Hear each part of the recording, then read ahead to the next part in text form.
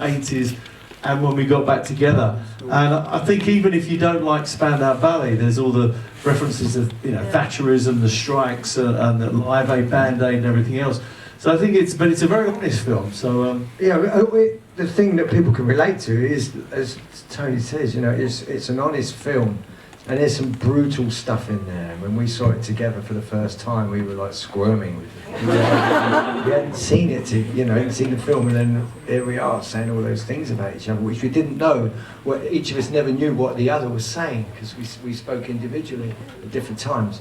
And it's just... But, everyone's got that kind of journey. It's a story about friendship.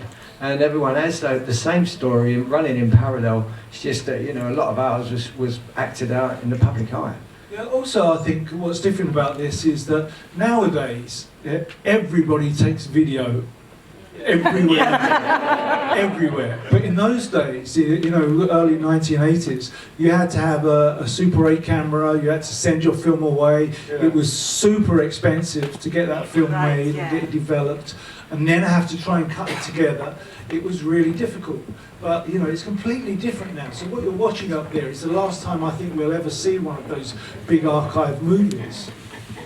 Very wrong. It's the way I wear. First of all, I would like to say I'm very happy because last year I saw a show from Tony in Kowloon. Amazing. Yes. Thank you. Absolutely amazing.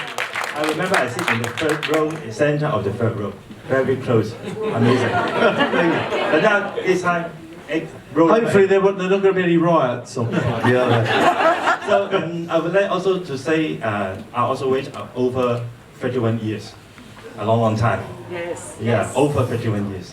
And I would like to say thank you a lot to Ray Fong. Oh, yeah, absolutely. Because actually, I can't believe you will come to Hong Kong to give us a show like this. Then Ray Fong not only to bring the movie to here, but also he brings all of yours to here. It's not only me, it's also this gentleman. What you say is really true, because people think it's easy to go and visit countries, and there are certain countries we haven't been to this year, and fans have come up on Twitter and said, why haven't you been to Sweden? Why have you been?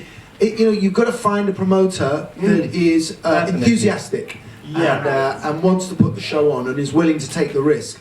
And we found people here that were so enthusiastic. We really want to thank them. So we give them a hand.